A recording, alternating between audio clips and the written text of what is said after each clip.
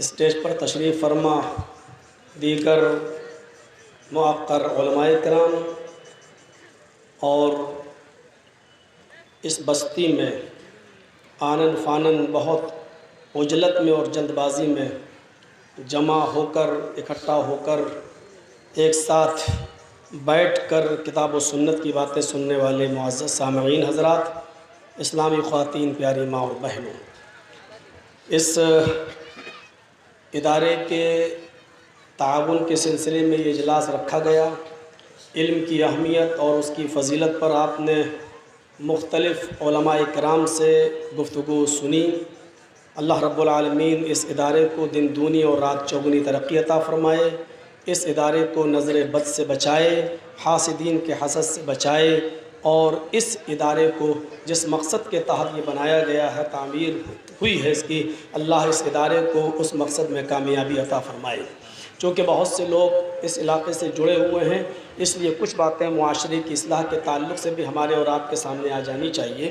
قرآن کریم کی جو آیت میں نے آپ کے سامنے پڑھی ہے، اس آیت کے اندر اللہ تبارک و تعالیٰ نے فرمایا خُذُوا زِینَتَکُمْ عِنْدَ کُلِّ مسجد۔ اصل میں ابن آدم کو حکم دیا گیا ہے، اے آدم کے بیٹو، یا بنی آدم خُذُوا زِینَتَکُمْ عِنْدَ کُلِّ مسجد، اے آدم کی اولاد، اے آدم کے بیٹو،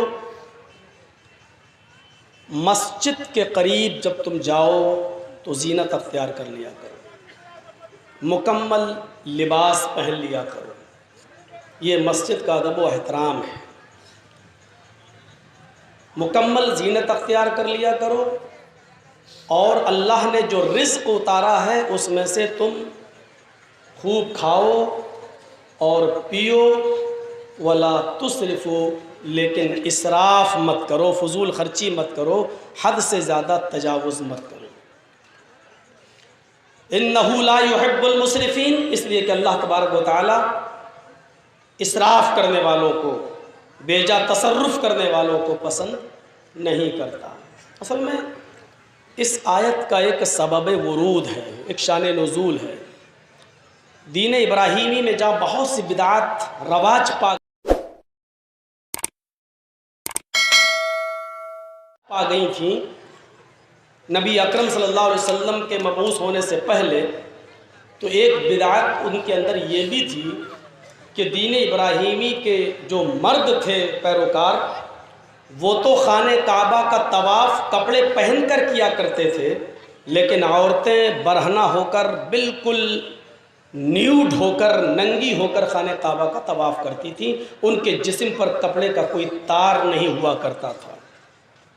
جیسے ہمارے ہاں جینیوں میں کچھ ایک طبقہ ہے، اور ان کے بابا لوگ جو ہے وہ ننگے سڑکوں پر بھی گھومتے ہیں، لیکن دین ابراہیمی کے اندر عورتیں خانہ کعبہ کا بالکل اسی طریقے سے برہنہ ہو کر، بالکل برہنہ ہو کر طواف کرتی تھیں۔ اس کے سد باب کے لیے، اس بری رسم کو روکنے کے لیے اللہ تبارک و تعالیٰ نے اس آیت کو نازل فرمایا، اور اپنے نبی صلی اللہ علیہ وسلم کے ذریعے پوری انسانیت کے لیے اور بنی آدم کے لیے یہ حکم جاری کر دیا، یا بنی آدم خذوا زینتکم عند کل مسجد، اے آدم کے بیٹو، جب بھی تم اللہ کے کسی گھر کی طرف جاؤ، مسجد کی طرف جاؤ، تو زینت اختیار کر لیا کرو، مکمل کپڑے پہن لیا کرو۔ یہ حکم اب نہ صرف عورتوں کے لیے بلکہ مردوں کو بھی اس حکم میں شامل کر لیا کہ وہ بھی برہنہ نہ پھریں، ننگے نہیں۔ ان کے یہاں تو صرف عورتیں ننگی ہیں، لیکن یہ حکم مردوں کے لیے بھی ہے اور عورتوں کے لیے بھی ہے کہ وہ برہنہ نہ ہوں، ننگے نہ ہوں، مکمل لباس پہن لیا کریں۔ اور اس کے بعد والا جملہ دیکھیے، وَكُلُوا وَاشْرَبُوا، کھاؤ اور پیو، کھانے پینے میں رکاوٹ نہیں ہے تمہاری، کھانے پینے میں کوئی ممانعت نہیں ہے۔ اللہ نے جو حلال چیزیں پیدا کی ہیں کھاؤ، اللہ نے جو حلال چیزیں مشروبات میں اتاری ہیں پیو، حلال چیزیں کھانے پینے میں کوئی رکاوٹ نہیں ہے، لیکن حلال چیزوں میں بھی ایک باؤنڈیشن لگا دی ہے، ایک باؤنڈری بنا دی ہے، اس میں بھی آپ حد سے آگے نہیں بڑھ سکتے ہو، حد سے تجاوز نہیں کر سکتے ہو۔ وَلَا تُسْرِفُوا، حد سے آگے مت بڑھیے، اگر آپ کے گھر میں آدھا کلو میٹ میں اگر آپ کا کام چل جاتا ہے، آپ کے بیوی اور آپ کے بچے آدھا کلو گوشت کھا سکتے ہیں اور آدھا کلو میں پوری گرہستی چل سکتی ہے، تو آپ 1.5 کلو اور 2 کلو لائیں اور بعد میں وہ پھینکا جائے، وہ برباد ہو، تو یہ فضول خرچی کے اندر شامل ہے۔ حلال چیزوں میں بھی آپ فضول خرچی نہیں کر سکتے۔ میرا اشارہ بھی دوسری طرف ہونے والا ہے، ہم تو حرام کاموں میں فضول خرچی کر رہے ہیں، حرام چیزوں میں فضول خرچی۔ میں اشارہ یہ کرنا چاہتا ہوں آج اپنی تقریر کے دوران کہ فضول خرچی تو حلال چیزوں میں بھی جائز نہیں ہے، بلکہ دینی کام کے اندر بھی فضول خرچی جائز نہیں ہے۔ جو شرعی کام ہیں، جو دینی کام ہیں، ان کے اندر بھی فضول خرچی جائز نہیں ہے، تو حرام کام اور ناجائز کام میں فضول خرچی کی اجازت ہمیں کس نے دے دی اور کہاں سے ہمیں مل گئی ہے؟ میں نے مفسر قرآن عبد القیوم صاحب تھے، ہمارے اہل علم حضرات ان سے واقف ہوں گے، یو پی کی بڑی مشہور شخصیت تھے مولانا عبد القیوم صاحب، مفسر قرآن، بہت سادہ اور سمپل رہنے والی شخصیت۔ میں نے ان کے ساتھ 20 جلسوں میں شرکت کی ہے۔ وہ تو اس کو بھی فضول خرچی کہتے تھے اپنے جلسوں کے اندر کہ آپ نے 5 مولانا لوگوں کو بلایا اور وہ ایک اسٹیج پر بیٹھ سکتے ہیں، تو آپ 5-6 تخت لگائیں اور ایک مائک میں اگر آپ کا کام چل سکتا ہے اور لوگ ایک مائک میں اگر آپ کی تقریریں سن رہے ہیں اور عمل کر سکتے ہیں اور ان کے لیے آواز ان کو پہنچ رہی کافی ہے، اور آپ 10 مائک لگا رہے ہیں، تو وہ تو اس کو بھی فضول خرچی کہتے تھے۔ وہ کہتے تھے کہ یہ بھی فضول خرچی ہے۔ جب آپ نے 5 مولانا کو بلایا، وہ ایک تخت پر بیٹھ گئے، آپ نے یہ 10 تخت لگا کے اتنا لمبا چوڑا اسٹیج کیوں بنایا؟ جب آپ کی 2 ٹیوب لائٹ میں پورا جلسہ ہو رہا، روشنی ہو رہی ہے، پبلک دکھائی دے رہی ہے، تو آپ نے یہ 50 ٹیوب لائٹ کیوں لگائی ہے؟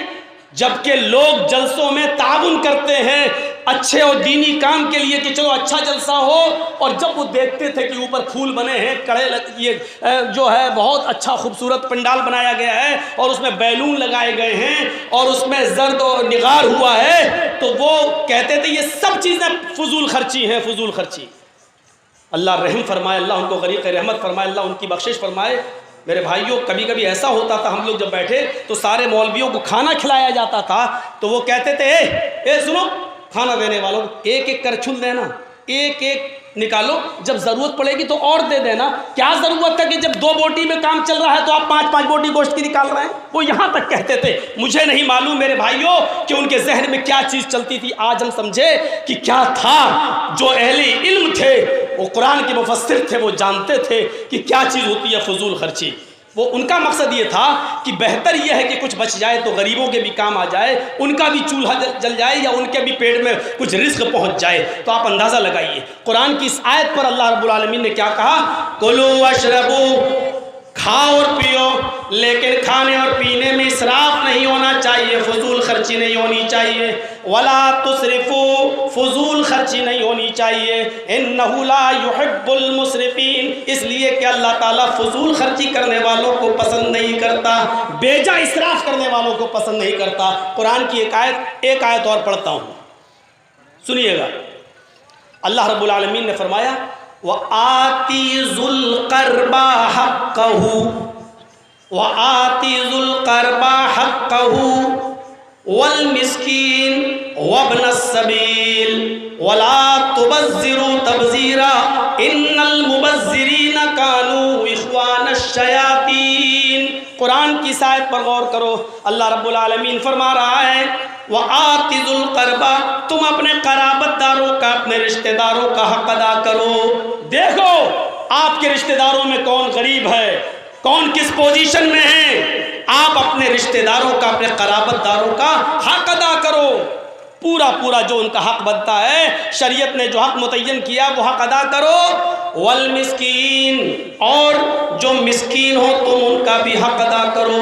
مسکین ایک الگ چیز ہوتی ہے، ایک آدمی ہے جو سر عام آپ سے مانگ رہا کہ بھائی دے دیجئے، میرا بیٹا بھوکا ہے، چلیے آپ دیکھ رہے ہیں بیٹا بھوکا ہے، دے دیا، آپ اس کی مدد کر رہے ہیں۔ مسکین وہ ہوتا ہے کہ جس کو ضرورت تو ہے، جس کا بیٹا بیمار تو ہے، یا جس کو کی بیوی بیمار تو ہے اور اس کے پاس کچھ نہیں ہے، لیکن شرم کی وجہ سے وہ آپ کے سامنے منہ نہیں کھول پا رہا ہے، وہ کہہ نہیں پا رہا ہے کہ میری کچھ مدد کر دو۔ اس کا بیٹا ہاسپٹل میں ایڈمٹ ہے، 1,00,000 2,00,000 روپے کے اس کو علاج کی ضرورت ہے، لیکن شرم مانع ہے اور اس کو روکے ہوئے ہے، وہ شرم کی وجہ سے آپ کے سامنے ہاتھ نہیں پھیلا رہا ہے۔ اللہ تعالیٰ کہتا ہے ایسے لوگوں پر بھی تم نظر رکھو جو شرم کی وجہ سے تمہارے سامنے منہ نہیں کھول پا رہے، جو شرم کی وجہ سے تمہارے سامنے اپنی زبان نہیں چلا پا رہے ہیں۔ تو تم اپنے قرابت داروں کا بھی خیال رکھو۔ سنیے گا، نقطہ دیکھیے گا، والمسکین، اور مسکینوں کا، ضرورت مندوں کا بھی تم خیال رکھو، وابن السبیل، اور جو مسافر ہیں، پریشان حال ہیں، سفر میں تھے، ان کی جیب کٹ گئی، دور کا سفر کرنا ہے، ان کی بھی مدد کرو۔ جو مسافر ہیں، پریشان حال ہیں، آپ کو ان کی بھی مدد کرنا ہے، ان کا بھی خیال رکھو۔ لیکن ان کا خیال رکھتے ہوئے ایک چیز یاد رکھنا، وَلَا تُبَذِّرُوا تَبْذِيرًا، ان کا خیال ادا کرتے ہوئے بھی تمہیں فضول خرچی نہیں کرنا ہے۔ مثلا جرجی صاحب کے پاس کل ملکیت 500 روپے ہے، اور ایک آدمی کو پڑوسی ہے، وہ بیچارہ اور مسافر ہے یا دور سے آیا ہے، ضرورت مند ہے، اور میرے پاس ملکیت ہی 500 روپے کی ہے، ہم 500 روپے اس کو دے دیے، لو اب ہم ننگے ہو گئے، سڑک پہ آ گئے، اب ہمیں شام کا کھانا کہاں سے ملے گا؟ آپ لا کے کھلائیں گے، محلے والے لا کے کھلائیں گے، ہم تو سڑک پہ آ گئے۔ تو اسلام یہ کہہ رہا ہے، قرآن یہ کہہ رہا ہے، اللہ یہ کہہ رہا ہے کہ جب آپ دوسروں کا حق ادا کریں تو اس میں بھی فضول خرچی نہیں ہونی چاہیے۔ سارا کا سارا مال آپ اس کو دے دیں اور آپ فقیر بن جائیں، آپ غریب ہو جائیں، آپ سڑک پہ آ جائیں، آپ کی نوبت بھیک مانگنے کی آ جائے، تو ایسا بھی آپ نہیں کر سکتے۔ دینی کام میں، اپنی بیٹی کی شادی میں 400 500 آدمیوں کو باراتی بنا کر لانے والوں، اور اپنی بیٹی کی شادی میں لمبا چوڑا جہیز دینے والوں، اور جہیز کے معاملے میں اتنا کشادگی اختیار کرنے والوں کہ پھر ہماری سماج میں جہیز نہ ملنے کی وجہ سے کوئی عائشہ بن کر احمد آباد کی سابرمتی ندی میں کود کر اپنی جان دے دیتی ہے، تو کبھی کوئی کلکتہ کی جمیلہ حیدرآباد کی ہوٹل میں 20,000 روپے میں نیلام کر کے بیچ دی جاتی ہے، اور پھر وہ پھانسی کے پھندے میں، پنکھے میں اپنی اوڑھنی یا اپنی چادر لپیٹ کر پھانسی کا پھندا بنا کر ہمیشہ کے لیے خودکشی کر لیتی ہے۔ اس میں بھی سماج کا ایک بہت بڑا رول ہے، اور سماج ایک بہت حد تک ذمہ دار ہے۔ ہم ہی لوگوں میں سے پھر ایسی لڑکیاں پیدا ہوتی ہیں۔ تو کہا جب شرعی معاملوں میں اور دینی کام کے اندر جب فضول خرچی جائز نہیں ہے، لمٹ سے باہر جب آپ ان کو بھی نہیں دے سکتے ہو، تو آتش بازی چلانا، پھلجھڑیاں جلانا، اور بارات کے موقع پر بندوق کی گولیاں بیکار کرنا اور اس میں اپنا پیسہ برباد کرنا، اور لڑکی والے کے یہاں لڑکی والے کو اختیار ہی نہیں، پاور ہی نہیں ہے کہ وہ باراتیوں کو استقبال کرے، سواگت کرے، ان کو کھلائے۔ نہ اللہ کے رسول نے لڑکی والوں کو لڑکے کے ماں باپ کے ذریعے لائی ہوئی بارات کو کھلانے کا حکم دیا ہے، نہ شریعت میں اس کی کوئی دلیل ملتی ہے کہ اللہ کے رسول نے کبھی زندگی میں لڑکی والا بن کر یا کسی صحابی نے اپنی لڑکی کی شادی کی ہو تو صحابہ کو کھانا کھلایا ہو۔ ولیمے کا حکم ہے، لڑکے والے کو اجازت ہے، وہ چاہے تو کھلائے اور جتنا چاہے کھلائے، جس حد تک کھلانا چاہے کھلائے، یہاں تک کہ 2-4 دن بھی کھلا سکتا ہے تو کھلائے، وہاں اجازت ہے تو وہاں کوئی ممانعت نہیں ہے۔ لیکن لڑکی والے کے ہم فضول خرچی کر رہے ہیں۔ میرے بھائیوں، جب شرعی کاموں کے اندر اجازت نہیں ہے تو غیر شرعی کاموں میں اجازت کہاں سے مل گئی؟ یہ اشارہ ہے آج میرا۔ تم ان کے حقوق ادا کرو، کس کس کے؟ وَآتِ ذُو الْقُرْبَىٰ، اپنے قرابت داروں کے، والمسکین، اور مسکین ضرورت مندوں کے، وابن السبیل، اور مسافروں کے، وَلَا تُبَذِّرُوا تَبْذِيرًا، اور تم اس میں فضول خرچی نہیں کر سکتے ہو، ان کو بھی ایک لمٹ تک، ایک متعینہ مقدار تک دے سکتے ہو۔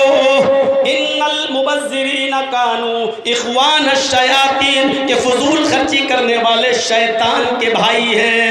اللہ رب العالمین نے کلیئر کر دیا ہے، جو فضول خرچی کرتے ہیں وہ شیطان کے بھائی ہیں، شیطان کے بھائی۔ اچھا، اب ہمیں کرنا کیا چاہیے؟ قرآن ہمیں ایک اصول بتاتا ہے، فضول خرچی بھی نہ ہو اور بالکل مٹھی بند بھی نہ ہو۔ ایسا نہ ہو کہ آپ لوگ اتنا تنگ ہو جائیں اب جب آدھا کلو گوشت میں ہمارے گھر کا کام چل رہا ہے تب 100 ہی گرام لا کے دو، اسی میں چلا شوربہ بڑھا لے۔ ایسے بھی کچھ لوگ ہوتے ہیں، مولانا صاحب نے کہہ دیا فضول خرچی جائز نہیں، اب آدھا کلو بھی نہیں آئے گا، اب 200 گرام لائیں گے اسی میں شوربہ بڑھاؤ کھا، اب اتنا بھی نہیں۔ وَإِذَا أَنفَقُوا لَمْ يُسْرِفُوا وَلَمْ يَقْتُرُوا وَكَانَ بَيْنَ ذَلِكَ قَوَامًا۔ ایک اصول بتا دیا، ایک ضابطہ بتا دیا اللہ تبارک و تعالیٰ نے کہ اللہ کے بندے تو وہ ہیں، نیک اور سچے بندے تو وہ ہیں کہ جب خرچ کرتے ہیں، وَالَّذِينَ إِذَا أَنفَقُوا لَمْ يُسْرِفُوا، تو حد سے زیادہ نہیں، وَلَمْ يَقْتُرُوا، اور بالکل مٹھی بند بھی نہیں کر لیتے ہیں کہ خرچی نہ کریں، نہ بہت زیادہ نہ بالکل کم۔ وَكَانَ بَيْنَ ذَلِكَ قَوَامًا، وہ بیچ میں رہتے ہیں، درمیان میں رہتے ہیں۔ بیچ کا اعتدال کا راستہ اللہ رب العالمین کو پسند ہے، درمیانی راستہ ہمیں اور آپ کو اپنانا چاہیے، درمیانی راستہ۔ آئیے میں چند واقعات کی طرف آپ کو لانا چاہتا ہوں، اس سے ہم اور آپ اندازہ لگا سکتے ہیں کہ شریعت کیا ہے، فضول خرچی کس کو کہہ رہی ہے۔ حضرت کعب ابن مالک رضی اللہ تعالیٰ عنہ کے بارے میں ہم اور آپ سب ان سے باخبر ہیں۔ غزوہ تبوک میں جب شرکت نہ کر سکے اور اللہ کے رسول صلی اللہ علیہ وسلم کو اپنی پوری حالت بتا دی کہ میں اس لیے نہیں گیا، سچائی کے ساتھ انہوں نے کام کیا۔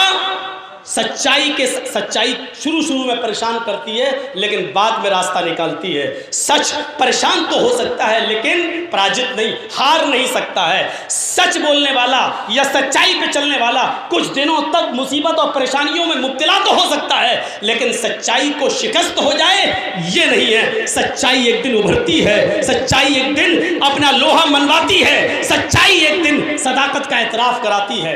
کعب ابن مالک کے بارے میں حکم نافذ ہوتا ہے، اے کعب تم غزوہ تبوک میں شرکت نہیں کر سکے اس لیے ابھی تم سے دعا سلام لوگوں کا بند کیا جاتا ہے۔ اے لوگوں تم کعب ابن مالک سے دعا سلام نہیں کرو گے۔ کعب ابن مالک سے بات چیت بند۔ 1 مہینہ گزر گیا، ایک دوسرا حکم کعب ابن مالک کے اوپر نافذ ہوتا ہے، اے کعب ابن مالک تمہارے لیے مسجد کے سارے دروازے بند، جب تک اللہ رب العالمین تمہارا کوئی فیصلہ نہیں کرے گا اور تمہاری توبہ قبول نہیں کر لیتا ہے تب تک تم مسجد کے اندر بھی نماز پڑھنے کے لیے نہیں آ سکتے ہو۔ مسجد کے دروازے بند۔ کعب ابن مالک اپنی نمازیں مسجد کے بجائے اپنے گھر میں ادا کر رہے ہیں۔ کبھی کبھی وہ بازار جاتے ہیں، لوگوں سے پوچھتے ہیں کیا میرے بارے میں کوئی حکم نافذ ہوا ہے، نازل ہوا ہے؟ لوگ ان سے منہ چھپا لیتے ہیں، کوئی ان سے دعا سلام کرنے کے لیے تیار نہیں ہے، کوئی ان کو دیکھنے کے لیے تیار نہیں ہے۔ سوشل بائیکاٹ بہت خطرناک چیز ہوتی ہے۔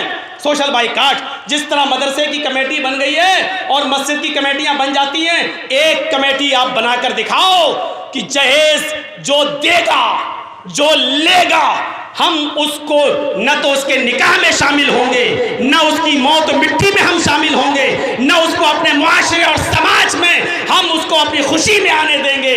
آپ سوشل بائیکاٹ کا ایک قانون بنا کر دیکھ لیں اور پھر آپ دیکھ لیجئے کہ کل کیسے نہیں رکتا آپ کا جہیز۔ آپ دیکھ لیجئے جہیز جیسی لعنت ہمارے معاشرے سے ختم کیسے نہیں ہوتی ہے۔ لیکن یہ کام نہیں کر سکتے ہیں، ہم جیسے مولوی یہ کام ہونے نہیں دیں گے، کیونکہ ہمیں بھی تو اپنے بچوں کی شادی کرنا ہے، ہمیں بھی تو جہیز لینا ہے۔ ابھی ہم علماء ہی اگر ایک میٹنگ بنا کر تیار ہو جائیں اور اپنے آپ کو لیس کر لیں کہ جو جہیز دے گا اور لے گا ہم اس کا نکاح نہیں پڑھائیں گے، ابھی دیکھیے جہیز کہاں سے کہاں آ جائے گا۔ آدمی ڈھونڈے گئے بغیر جہیز کا نکاح کرنے کے لیے تیار ہے، معاشرہ بھی اصلاح کی ڈگر پہ آ جائے گا۔ لیکن کسی حد تک ہم علماء بھی ذمہ دار ہیں، ہمارا سماج بھی ذمہ دار ہے۔ مدرسوں کی کمیٹی بن سکتی ہے اور مدرسے چل سکتے ہیں، مسجد کی کمیٹی بن سکتی ہے اور مسجد بنائی جا سکتی ہے۔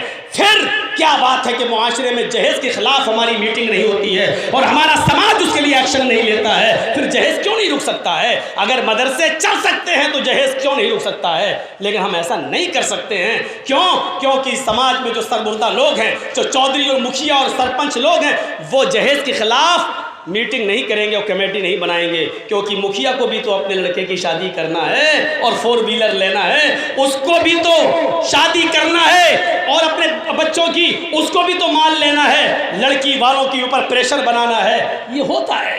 کعب ابن مالک کو مسجد میں آنے سے روک دیا گیا، گھروں میں نماز پڑھ رہے ہیں۔ پھر کچھ دن گزر گئے، کچھ دن گزر جانے کے بعد ایک اور حکم نافذ ہوتا ہے، اے کعب ابن مالک تمہیں تمہاری بیوی سے الگ کرنے کا حکم دیا گیا ہے، تم اپنی بیوی سے کسی قسم کا فائدہ حاصل نہیں کر سکتے ہو۔ کعب ابن مالک اللہ کے رسول کا ہر حکم مان رہے ہیں، کہتے ہیں اے اللہ کے نبی کیا میں اپنی بیوی کو طلاق دے دوں؟ بیوی سے الگ ہو جانے کا مطلب کیا ہے؟ تب اللہ کے نبی نے فرمایا نہیں نہیں، بیوی کو طلاق مت دو لیکن ان سے کوئی خدمت نہیں لے سکتے ہو۔ ایک شوہر بیوی سے جو خدمت لیتا ہے اس خدمت سے منع کر دیا گیا ہے۔ حضرت کعب ابن مالک کہتے ہیں ایک ہی خدمت کیا، میں تو اب کوئی خدمت لینے کے لیے تیار نہیں ہوں۔ اللہ کے نبی کا حکم جب آ گیا تو آپ نے کعب ابن مالک نے اپنی بیوی کو اس کے مائکے بھیج دیا، میری بیوی جب تک اللہ تعالیٰ میری توبہ قبول نہیں کر لیتا اور میرے لیے کوئی راستہ نہیں نکل آتا تب تک کے لیے تم اپنے گھر چلی جاؤ۔ کعب ابن مالک اپنی بیوی کو اپنے گھر میں یعنی اس کے مائکے اپنی سسرال میں بھیج دیتے ہیں۔ 50 دن کا عرصہ اسی واک آؤٹ میں گزر جاتا ہے۔ 50 دن حضرت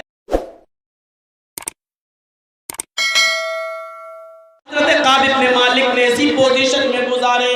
جو بتانا ہے وہ یہ کہ 50 دن کے بعد جب ان کی توبہ قبول ہوتی ہے اور ایک صحابی رسول کعب ابن مالک کو خوشخبری سناتے ہیں کہ مجھے اللہ کے رسول نے بھیجا ہے، فجر کی نماز کے بعد یہ صحابی رسول آتے ہیں اور کعب ابن مالک سے کہتے ہیں اللہ کے نبی نے مجھے آپ کے پاس بھیجا ہے، اللہ تعالیٰ نے آپ کی توبہ کو قبول کر لیا ہے، اب آپ مسجد میں آ سکتے ہیں، جا سکتے ہیں اور لوگوں سے دعا سلام آپ کا چالو ہے۔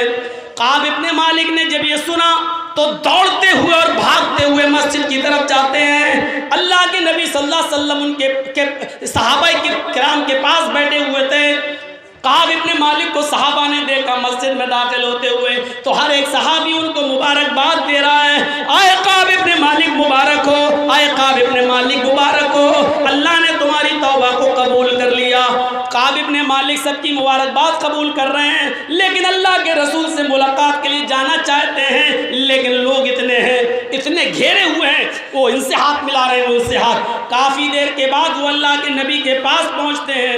اللہ کے نبی کیا یہ جو ہو رہا ہے میں نے جو سنا ہے اور صحابہ کرام جو مجھ سے کہہ رہے ہیں کیا یہ صحیح ہے؟ اللہ کے نبی نے فرمایا ہاں اے کعب اللہ نے تمہاری توبہ کو قبول کر لیا ہے اور آج کے بعد تم لوگوں سے مل سکتے ہو، دعا سلام تمہارا جاری، اور اپنی بیوی کو تم بلا سکتے ہو۔ آج کے بعد تمہاری بیوی ہے، ہر قسم کی خدمت تم اپنی بیوی سے لے سکتے ہو۔ کعب ابن مالک مسکراتے ہیں اور جانتے ہو یہاں کعب ابن مالک کیا کہتے ہیں؟ اٹھائیے بخاری اور دیکھیے کعب ابن مالک نے کیا کہا، اے اللہ کے رسول آج آپ نے مجھے جو خوشخبری سنائی ہے اس خوشخبری کا تقاضا یہ ہے، اس خوشخبری کا تقاضا یہ ہے کہ میرے پاس جتنی بھی دولت ہے، میرے پاس جتنی بھی زمین ہے، میرے پاس جتنی بھی جائیداد ہے، میرے پاس جتنی بھی چیزیں ہیں، آج میں ساری زمین و جائیداد کو، ساری بلڈنگوں کو، جن جن چیزوں کا میں مالک ہوں ساری چیزوں کو میں اللہ کی راہ میں فی سبیل اللہ میں خرچ کر رہا ہوں، سب اللہ کی راہ میں لٹا رہا ہوں۔ میں نے ساری چیزوں کو اللہ رب العالمین کی راہ میں لٹا دیا ہے، میں خرچ کرنا چاہتا ہوں۔ میری توبہ کا تقاضا یہ کہتا ہے کہ ساری چیزیں میں صدقہ و خیرات کر دوں۔ اے اللہ کے رسول آپ گواہ رہیے میں ساری چیزیں اللہ کو فی سبیل اللہ دے رہا ہوں، آج سے میرے پاس کچھ میرا نہیں ہے۔ جیسے ہی کعب ابن مالک نے سب کچھ اللہ کی راہ میں لٹایا، اچھا کام تھا، دین کے لیے دے رہے تھے، فی سبیل اللہ دے رہے تھے، لیکن اللہ کے رسول کہتے ہیں اے کعب تم ایسا نہیں کر سکتے، تمہارے لیے جائز نہیں ہے کہ تم ساری کی ساری دولت اور ساری کی ساری ملکیت تم اللہ کی راہ میں لٹا دو اور خود سڑک پہ آ جاؤ، تم ایسا نہیں کر سکتے۔ بخاری کے صفحات پر یہ منظر دیکھا جا سکتا ہے، اللہ کے رسول نے حضرت کعب ابن مالک کو روک دیا۔ یہ واقعہ ہمیں بتلا رہا ہے، مولانا شمیم صاحب تو غصہ ہو رہے ہوں گے، جرجیت صاحب تو کہہ رہے ہیں کہ سارا کا سارا خرچ نہیں کر سکتے ہیں تو جلسہ ہی ہو رہا ہے اس لیے کہ ہم ان کی جیب سے لیں، اور مولانا کہہ رہے ہیں ایک متعینہ مقدار، میں آپ سے نہیں کہہ رہا ہوں اپنا گھر بیچ کے دے دیجئے، میں آپ سے نہیں کہہ رہا ہوں کہ آپ اپنی گاڑی بیچ کے دیجئے، آپ کا جو حق بنتا ہے، جو استطاعت ہے، جو حیثیت ہے اس کے مطابق لائیے اور دیجئے، ہم آپ کو گھر بیچنے کا مشورہ نہیں دیں گے۔ حضرت کعب ابن مالک کو بھی اللہ کے رسول نے کیا کہا، اے کعب تم ایسا نہیں کر سکتے، ایسا نہیں کر سکتے۔ شرعی کام میں فضول خرچی جائز نہیں ہے، غیر شرعی کام میں فضول خرچی کی اجازت کہاں سے مل جائے گی؟ ایک واقعہ اور ہم آپ کو دکھاتے ہیں، اس سے بہت کچھ آپ سمجھ لیں گے۔ بخاری شریف کتاب الوصایا کے الفاظ ہیں، آپ دیکھیے گا۔ حضرت سعد ابن ابی وقاص بہت بیمار ہوئے، مرض الموت میں مبتلا ہو گئے۔ اللہ کے رسول صلی اللہ علیہ وسلم ان کی عیادت کے لیے گئے۔ بخاری شریف کا واقعہ ہے، حضرت سعد ابن ابی وقاص بہت بیمار ہوئے، اللہ کے نبی صلی اللہ علیہ وسلم ان کی عیادت کے لیے گئے۔ سعد ابن ابی وقاص نے اللہ کے رسول کا ہاتھ پکڑ لیا، اللہ کے نبی صلی اللہ علیہ وسلم نے ان کی عیادت کی، ان کو تسلی دی، ان کو لا الہ الا اللہ پڑھنے کی تلقین کی، بہت سے مفید مشوروں سے نوازا، اور اس کے بعد وہاں سے جب چلنے لگے کہ اللہ تمہیں شفا دے، اللہم اشفی انت شافی لا شفا الا شفاؤک شفاء لا یغادر سقما، دعا دی، اور وہاں سے اٹھ کے جب چلنے لگے تو سعد ابن ابی وقاص نے اللہ کے رسول کا یہ ہاتھ تھا یہ پکڑ لیا اور کہا بیٹھیے۔ اللہ کے نبی بیٹھ گئے۔ سعد ابن ابی وقاص کہتے ہیں سنو، جو چیز میں بتانے جا رہا ہوں اس کے لیے مجھے اپنی اسپیڈ کو کم کرنا پڑا ہے، کیونکہ یہ چیز آپ کے ذہن میں اتارنا چاہتا ہوں۔ حضرت سعد ابن ابی وقاص کہتے ہیں اے اللہ کے رسول، میری ایک ہی بیٹی ہے، جس گھر میں ہوں یہ میرا گھر ہے، اس گھر کے بغل میں جو زمین پڑی ہے وہ میری ہے، فلاں فلاں بستی میں میرے باغ ہیں دو، وہ باغ بھی میرے ہیں۔ اے اللہ کے رسول، اس بیماری میں کسی کا بچنا بہت مشکل ہوتا ہے، میں اپنی آخری بیماری کی آخری اسٹیج پر ہوں، اور جب تک اللہ مجھے زندگی دے رہا ہے میں جیوں گا، لیکن میں آپ سے جو پوچھنا چاہتا ہوں وہ یہ کہ میری ایک ہی بیٹی ہے اور میں نے اس کا بھی نکاح کر دیا ہے۔ اے اللہ کے رسول، میری ایک ہی بیٹی ہے، میں نے اپنی اس بیٹی کا بھی نکاح کر دیا، وہ بھی پرائے گھر کی ہو گئی، وہ بھی شوہر والی ہو گئی، وہ بھی اپنے سسرال جا چکی ہے۔ اے اللہ کے نبی، میں چاہتا ہوں کہ اپنے آخری وقت کے اندر جس مکان میں ہوں یہ مکان بھی اللہ کی راہ میں غریبوں مسکینوں میں دے دوں، اس مکان کے بغل میں جو زمین پڑی ہے میں اس کو بھی اللہ کی راہ میں خرچ کر دوں، اور جو میرے باغات ہیں، جو باغ ہیں، میں ان کو بھی صدقہ کرنا چاہتا ہوں، اللہ کی راہ میں دینا چاہتا ہوں۔ اے اللہ کے نبی، کیا میں ایسا کر سکتا ہوں؟ اگر ایسا جائز ہے تو یہ مکان بھی، یہ زمین بھی، یہ باغات بھی میں اللہ کی راہ میں صدقہ کرنے کے لیے تیار ہوں۔ جیسے ہی سعد ابن ابی وقاص نے یہ کہا، پڑھیے بخاری کتاب الوصایا، اللہ کے نبی نے فوراً ٹوک دیا اور ٹوکتے ہوئے کہا اے سعد، تم ایسا ہرگز نہیں کر سکتے ہو، تم سارا کا سارا مال اللہ کی راہ میں خرچ نہیں کر سکتے۔ حضرت سعد ابن ابی وقاص کا جواب سنو، اے اللہ کے نبی ٹھیک ہے، میں سارا کا سارا مال نہیں خرچ کر رہا ہوں، اپنے مال کے 3 حصے کر دیتا ہوں، اپنے مال کو 3 حصوں میں تقسیم کر دیتا ہوں، 2 حصے اللہ کی راہ میں دے دوں اور 1 حصہ روک لوں جو میرے مرنے کے بعد ترکہ بن جائے، میرے رشتہ داروں میں، میری بیٹی وغیرہ میں تقسیم ہو جائے۔ 3 حصوں میں سے 2 حصے کیا میں خرچ کر سکتا ہوں؟ اللہ کے نبی کیا فرماتے ہیں؟ علم حضرات بیٹھے پوچھئے، کتاب الوصایا کے الفاظ، اللہ کے نبی نے کہا اے سعد، تم اپنے مال کے 3 حصے کر کے 2 حصے بھی اللہ کی راہ میں نہیں دے سکتے ہو۔ مال میرا، لیکن دین کے کام میں بھی نہیں، شرعی کام میں بھی نہیں، 2 حصے بھی نہیں دے سکتے ہو۔ حضرت سعد ابن ابی وقاص کہتے ہیں اچھا ٹھیک ہے اے اللہ کے رسول، تب ایسا کرتا ہوں، آدھا آدھا کر دیتا ہوں، اپنی ملکیت، اپنا مال، اپنی زمین جائیداد آدھے آدھے بانٹ دیتا ہوں، آدھا روک لیتا ہوں، آدھا خرچ کر دیتا ہوں، آدھا صدقہ۔ اللہ کے نبی نے فرمایا اے سعد، تم آدھا آدھا بھی نہیں کر سکتے ہو، اپنی زندگی میں آدھے مال کی وصیت بھی نہیں کر سکتے ہو، آدھا بھی نہیں۔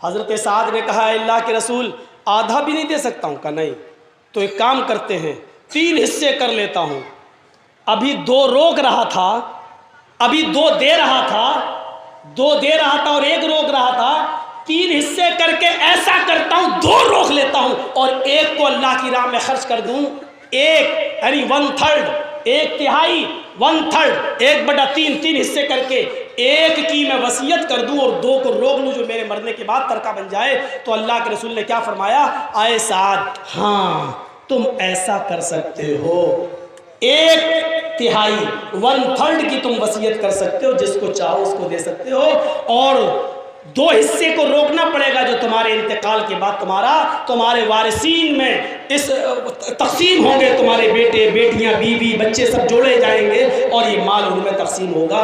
1/3 کی وصیت کر سکتے ہو، حالانکہ یہ بھی زیادہ ہے، لیکن اگر تم کرنا چاہو تو کر سکتے ہو۔ پورا واقعہ بیان کرنے کا صرف میرا مقصد اونلی اتنا تھا کہ دین کے کام میں غریبوں اور مسکینوں کے لیے بھی سارا مال خرچ کرنے کی اجازت اللہ کے رسول نہیں دے رہے ہیں۔ آپ کو 100-200 روپے آپ رکشہ کماتے ہیں، رکشہ چلا کے 400 روپے آپ لیبر مزدوری کا کام کر کے کماتے ہیں، اور آتے ہی آپ نے 200 روپے اپنے گھر میں دے دیے اور 100 روپے کی شراب آپ پی آتے ہیں۔ آپ کو یہ خرچ کرنے کی پرمیشن آپ کو کہاں سے ملے گی؟ پھر آ جائیے اسی شادی اور بیاہ میں رسم و رواج اور فضول خرچی، کہاں ہے یہ؟ ہم ذرا اندازہ لگائیں، ایک نکاح وہ بھی تو تھا۔ ایک عورت اللہ کے رسول کے پاس آئی اور بیٹھ گئی، کہا اللہ کے رسول میں آپ سے نکاح کرنا چاہتی ہوں، پڑھیے بخاری کتاب النکاح چیپٹر دیکھیے، اے اللہ کے رسول میں آپ سے نکاح کرنا چاہتی ہوں۔ اللہ کے رسول خاموش ہو گئے، اس نے دوبارہ کہا آپ خاموش، اس نے تیسری بار کہا آپ خاموش۔ ایک صحابی بیٹھے تھے، کہا اللہ کے رسول وہ بار بار کہہ رہی ہے آپ سے نکاح کرنا چاہتی ہوں، آپ خاموش ہیں، آپ جواب دیجیے۔ اللہ کے نبی نے فرمایا کہ میں اب شادی نہیں کر سکتا، کافی شادیاں میں نے کر لی، اب میری گنجائش نہیں ہے کہ میں مزید کوئی شادی کروں، اب میں کسی سے شادی نہیں کر سکتا۔ اس صحابی کا جواب سنو، کہا اللہ کے رسول اگر آپ نہیں کر سکتے تو میرے ساتھ کر دیجئے، مجھے ضرورت ہے، میں شادی کر لیتا ہوں۔ کتنا سمپل معاملہ تھا۔ اللہ کے رسول نے کہا کہ اس سے شادی کرو گی؟ اس عورت نے کہا آئی تو تھی آپ کے لیے، اگر آپ کو ضرورت نہیں ہے تو اس کے ساتھ کر لوں گی، مجھے تو گھر بسانا ہے۔ تو اللہ کے رسول نے اس صحابی کو بلایا، جو ضرورت کی چیز ہے وہ سنو۔ اللہ کے نبی نے پوچھا کیا تم مہر میں کچھ دے سکتے ہو اپنی بیوی کو؟ تو اس کا جواب کیا تھا؟ ما عندی شیء، اے اللہ کے رسول ایسی پڑھانا ہو پڑھا دو، نہیں کہا مہر وہر نہیں ہے میرے پاس دینے کو کچھ بھی۔ تو اللہ کے نبی نے فرمایا پہلے گھر جاؤ، پوچھ کے آؤ، شاید کچھ مل جائے۔ گھر گیا، گھر سے واپس آئے، وہ صحابی کہتے ما وجدت شیئا، گھر میں کچھ نہیں پایا میں نے۔ اللہ کے نبی نے کہا دوبارہ جاؤ، کہا اللہ کے رسول ہے ہی نہیں، دوبارہ جانے سے کیا فائدہ؟ کہا اللہ کے نبی نے ایک بار اور جاؤ، التمس خاتما من الحدید، اگر لوہے کی انگوٹھی مل جائے تو وہی لے۔ سوچا لوہے کی انگوٹھی تو بڑی معمولی ہے، مل ہی جائے گی، گئے، لیکن گھر سے واپس آئے اور کہا اللہ کے رسول ما وجدت خاتما من الحدید، لوہے کی انگوٹھی بھی مجھے نہیں ملی۔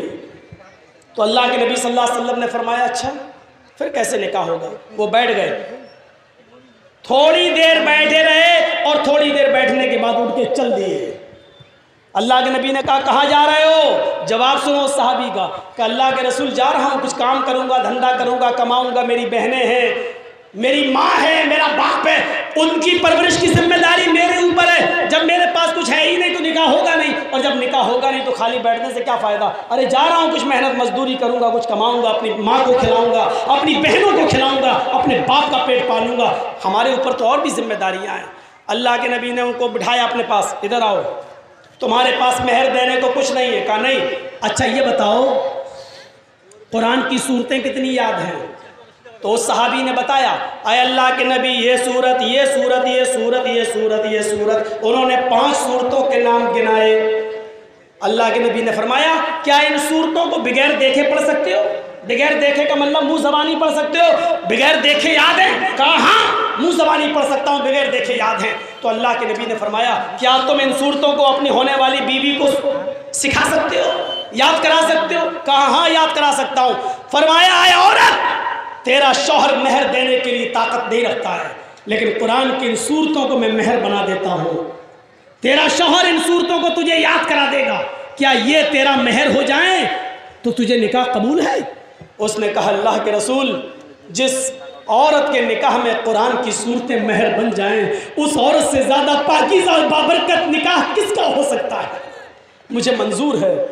اللہ کے رسول نے نکاح پڑھا دیا، اور رخصتی کر دی، نکاح ہو گیا۔ ایمانداری کے ساتھ بتائیے، یہ جو نکاح ہوا ہے یہ بخاری کے اندر موجود ہے، نہ 200 250 300 باراتیوں کا پتہ ہے، نہ لڑکی والے آئے لڑکے کے ہاتھ میں ہلدی ملی گئی، نہ اوبٹنا ملا گیا، نہ گھڑی پہنائی گئی، نہ سونے کی انگوٹھی پہنائی گئی، نہ چور آئے نہ ڈاکو آئے۔ چور و ڈاکو سمجھ رہے ہو میں کس کو کہہ رہا ہوں؟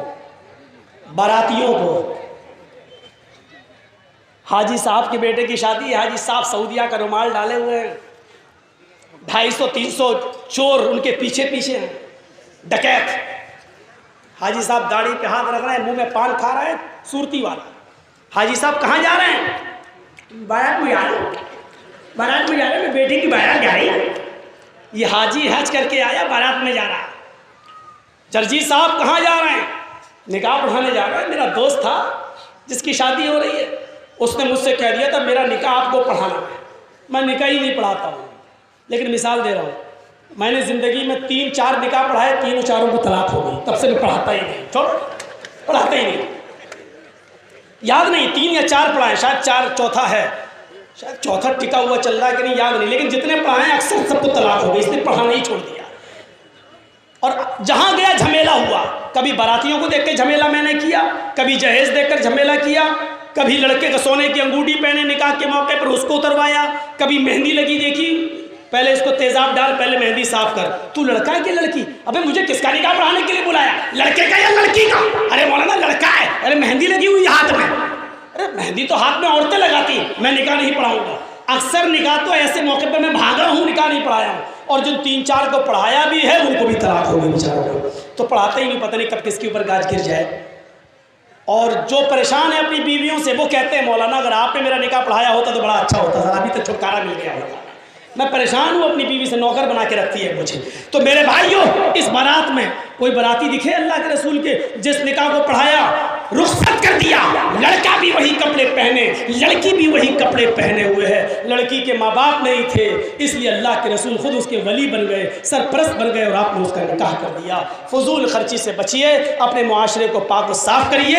چلتے چلاتے اذان 5:51 پہ ہو رہی ہے، یہاں پر جو ٹائم ہے میرا جو ہمارا جو ایپ بتلا رہا ہے، آپ کے اس علاقے میں 5:51 پر جو نماز ہو رہی ہے، اذان ہو رہی ہے، 5:47 48 ہو چکے ہیں۔ رخصت ہوتے ہوتے چند کلمات اس ادارے کے لیے کہ آپ سے گزارش ہے کہ میں نہیں کہہ رہا ہوں کہ فضول خرچی کریں، لیکن یہ بھی نہیں کہہ رہا ہوں کہ ہاتھ کی مٹھی باندھ لیں۔